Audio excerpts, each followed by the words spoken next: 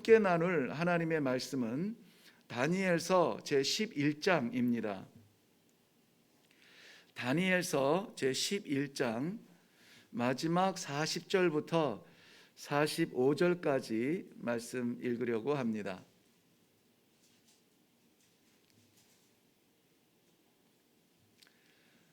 네, 40절부터 45절까지 우리 함께 읽겠습니다. 시작.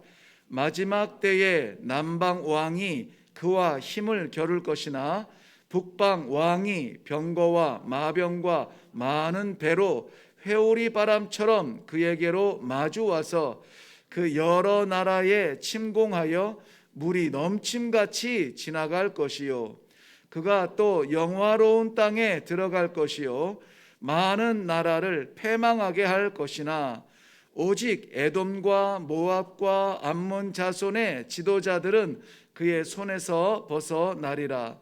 그가 여러 나라들의 그의 손을 펴리니 애굽 땅도 면하지 못할 것이니 그가 권세로 애굽의 금, 은과 모든 보물을 차지할 것이요, 리비아 사람과 구스 사람이 그의 시종이 되리라.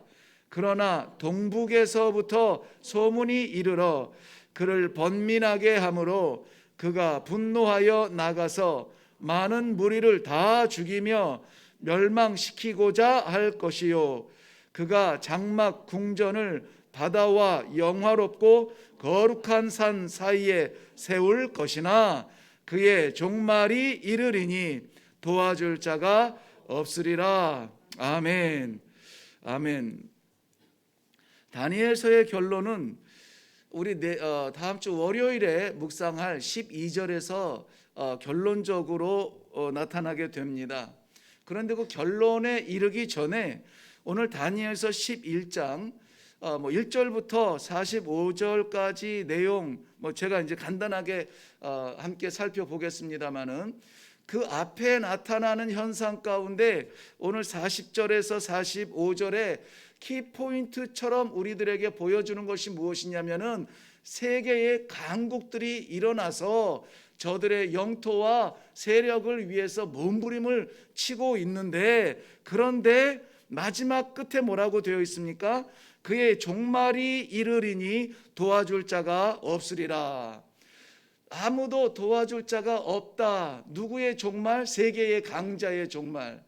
세계의 강자라고 하는 것은 오늘 이 북방, 남방과 북방 그 나라 가운데 힘을 얻은 북방 나라를 말하고 있는데요, 힘을 얻어 세계의 주권을 갖는 듯 하지만 종말에는 그를 도울 자가 없다는 것, 이것은 역사 속의 한 왕이나 한 나라를 가르치지 않습니다.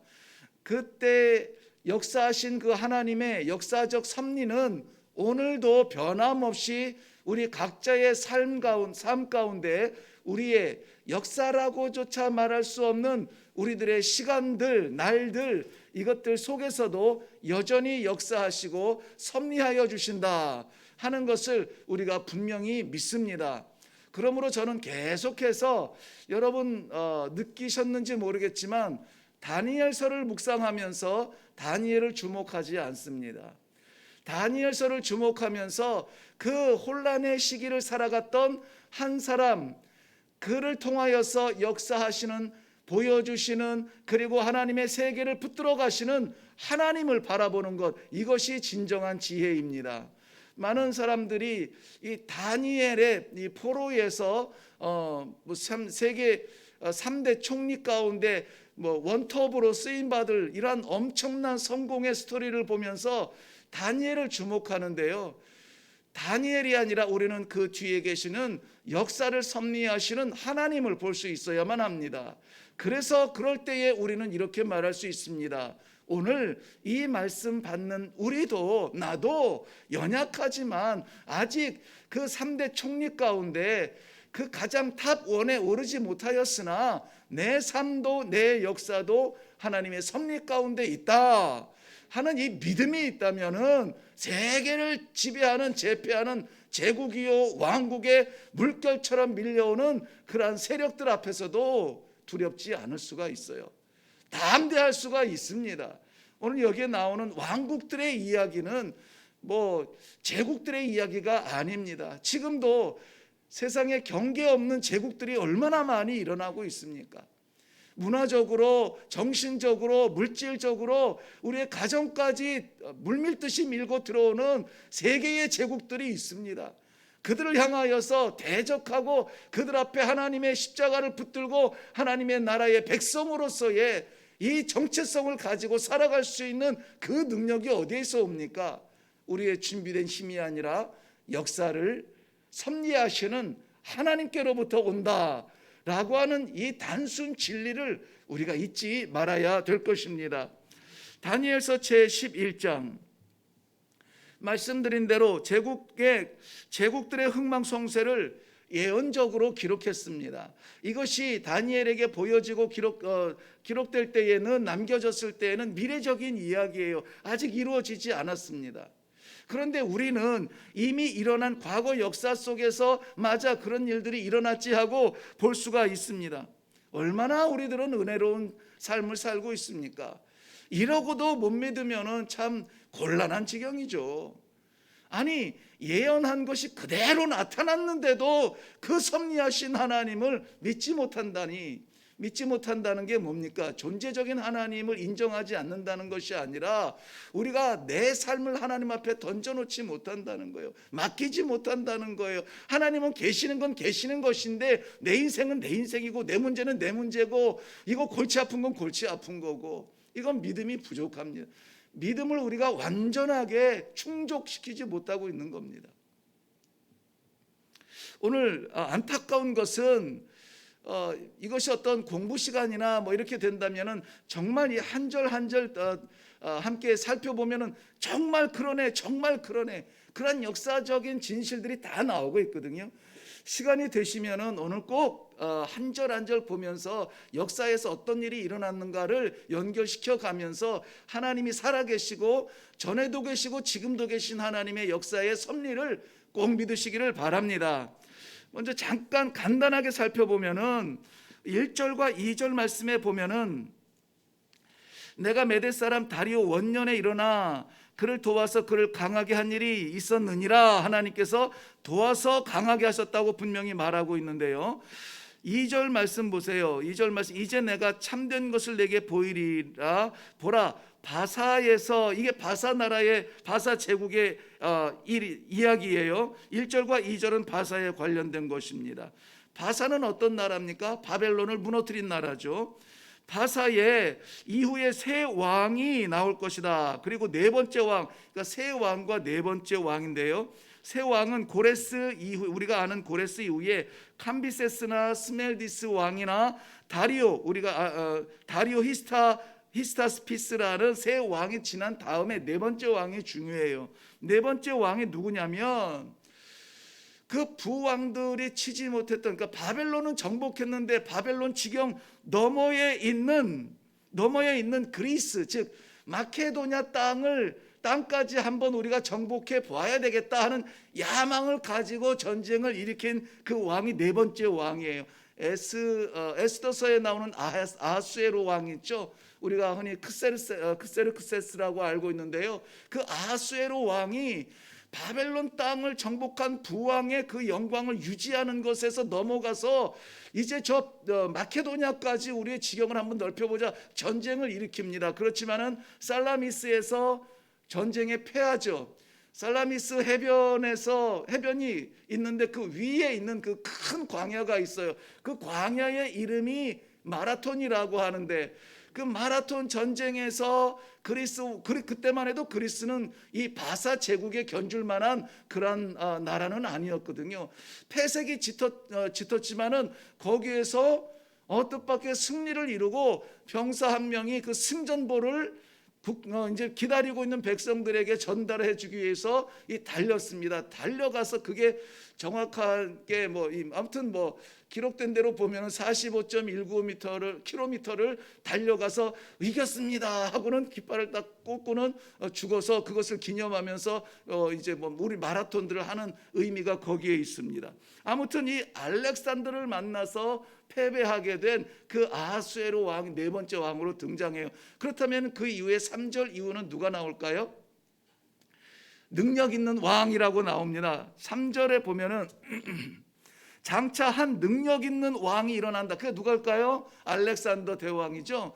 그런데 이 알렉산더 대왕을 말하면서 4절에 보면은 4절에 나오나요?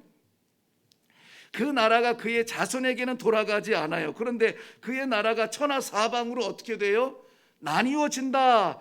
어제 우리 살펴보았는데 대표적으로 셀류커스나 톨레미나 카산더, 루시아쿠스 이런 그 부하 장군들로 인하여서 나라가 3분 5열로 쪼개지죠. 그런데 5절부터 20절까지가 주로 맥락을 이루고 있는 두 나라가 나옵니다. 어떤 나라냐면 남방 왕과 북방 왕이에요. 그 부하들 가운데에서 남방 즉 애굽 땅 남쪽에 있는 애굽 땅을 차지하게 된 톨레미 왕가와 북방 시리아 지역을 차지하게 된 셀류커스 왕가의 싸움이 이 내용의 주 내용으로 이루고 있습니다. 왜냐하면 알렉산더 이후에 두 세계가 주류를 이루고 있고요. 이 톨레미와 셀류쿠스 왕가가 서로 전에는 동지였지만은 애굽과 시리아 근접한 데에서 서로 힘을 견주고 있었고요. 거기에서 이 메대와 바사 나라처럼 정략 결혼을 통하여서 역사 얘기하다 보니까 시간이 다 됐네. 정략 결혼을 통하여서 힘을 좀 합해 보려고 했는데 사실은 이 애굽을 자리 잡고 있었던 이 톨레미 왕가의 아이디어, 그 정략적인 계획이었습니다. 그래서 셀류쿠스 왕가의 딸을 보내는데 이 딸이 아버지의 뜻을 따르기보다는 어떤 그 배반적 어떤 집을 떠나서 그 시집의 편을 들게 돼요. 그래서 셀류쿠스가 더욱더 강건해지면서 거기 우리 어제 살펴본 대로 에피파네스라고 하는 그러한 폭정가가 나오면서 오늘 본문에서 보면은 21절부터 27절까지의 내용이 안티우스 에피파네스의 그러한 폭정의 배경이 되고 있습니다. 31절 한번 가볼까요? 군대는 그의 편에 서서 성소 곧 견고한 곳을 더럽히며 매일 드리는 제사를 폐하며 멸망하게 하는 가증한 것을 세울 것이며 또 언약을 배반한다는 건 믿음을 떠난다는 거죠. 율법을 어긴다는 거고요. 악행하는 자를 속임수로 타락시킬 것이다. 타락시킨다는 것은 추락한다는 것인데 믿음의 세계와 약속의 백성들 속에 있었지만 그러나 속임수에 의해서 타락하는 사람들이 나올 것이다. 그렇게 기록이 되어져 있어요.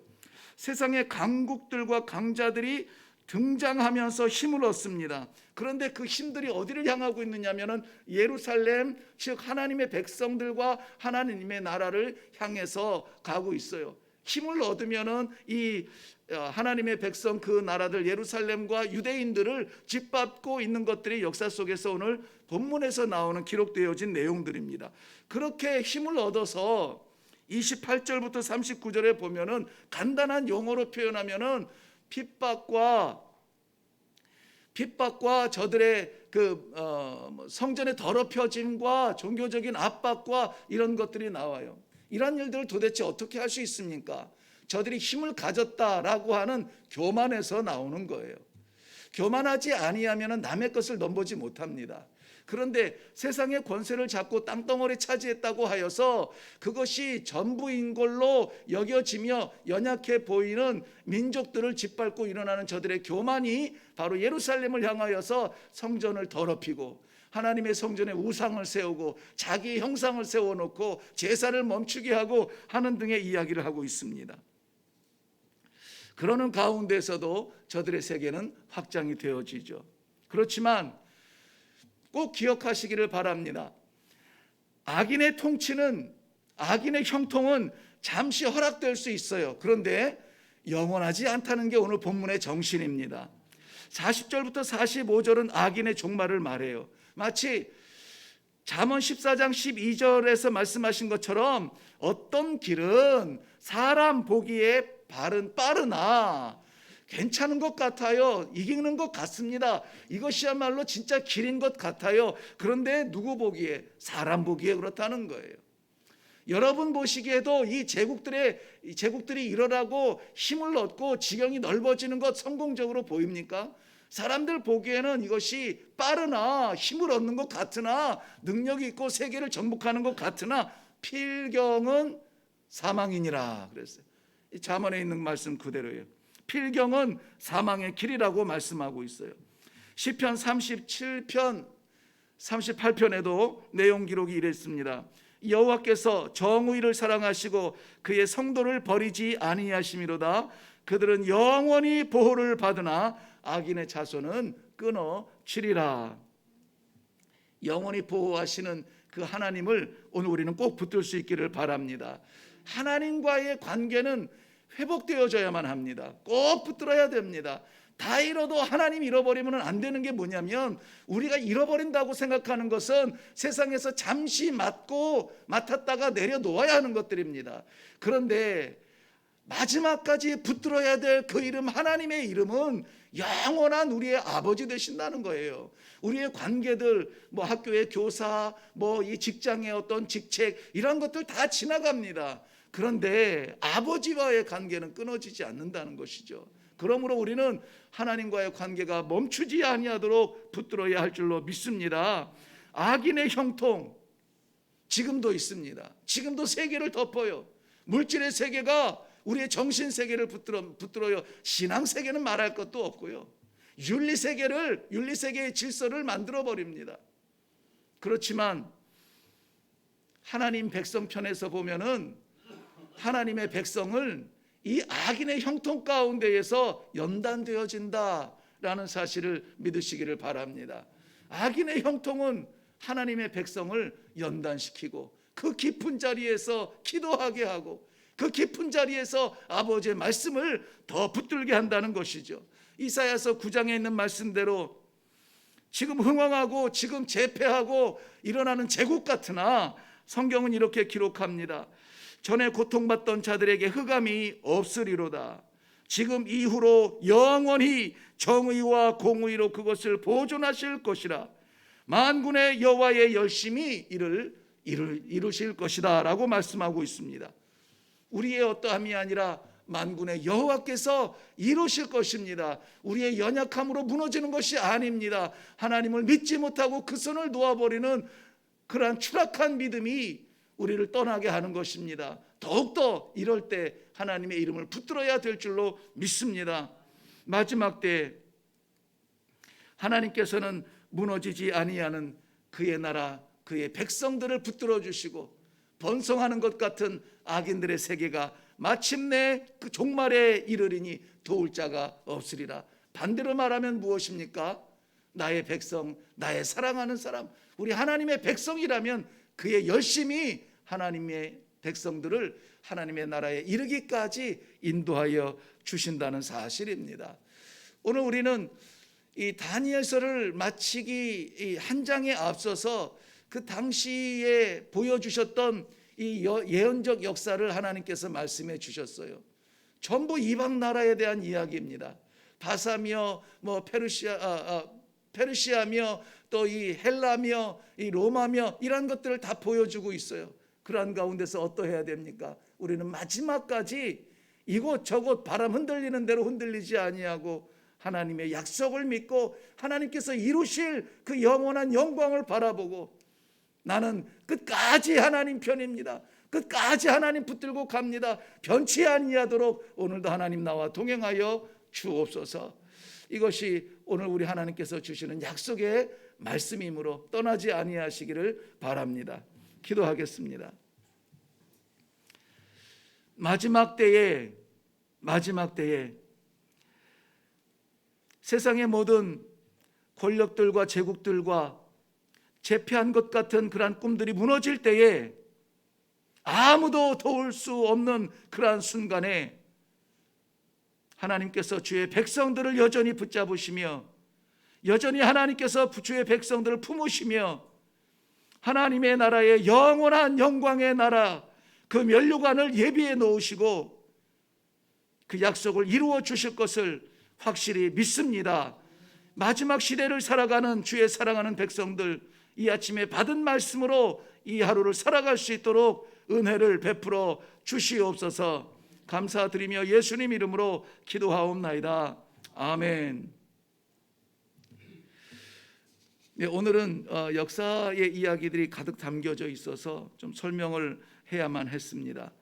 이건 말씀드린 것처럼 이미 지나온 역사들이기 때문에 우리가 확실히 알고 있는 부분들이죠.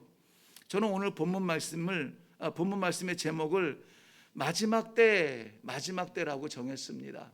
마지막 때. 지금보다 더 심각한 이 윤리적인, 이 종교 신앙적인 이러한 경계들이 무너지고 무엇이 바른 길인지 의의 길인지 공의의 길인지 알지 못할 만큼 혼란스러운 때가 없습니다.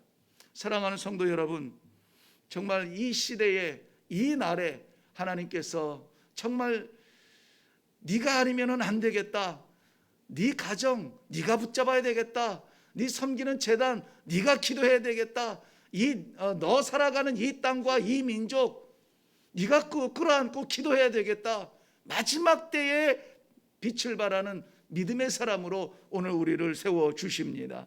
어디로 흘러가는지 다른 것 바라보지 아니하고 하나님의 역사의 섭리를 믿으며 의지하며, 맞습니다 하나님, 마지막 때가 아니라 어느 때라도 나는 하나님 바라보고 하나님 붙들고 나아가겠습니다. 주님 아니면은 내가 의지할 것이 없습니다. 주님 나를 잡아 주시옵소서. 오늘도 우리 먼저 이 제목으로 기도할 때에 주변에 제국들이 일어나고 주저앉는 것, 거기에 마음 빼앗기지 말고, 누가 되고 안 되고 얼마가 올라가고 떨어지고 질병의 숫자가 오르락 내리락 하는 것, 거기에 우리가 우리의 삶을 걸지 말고 오직 하나님 아버지 앞에 다 내려놓는 겸손한 신앙의 모습으로 돌아가게 하여 주옵소서. 마지막 때일수록 더욱더 선명한 목적지가 필요합니다. 우리 주 하나님의 말씀 앞에 우리 다시 한번 믿음을 결정하고 결단하고 내려가는 귀한 아침 되길 바라고요. 그것을 위해서 먼저 기도하고, 그리고 우리 삶 가운데 짓누르고 있는 그런 문제들 아버지 앞에 쏟아 놓을 수 있기를 바랍니다. 우리 다 같이 기도하겠습니다.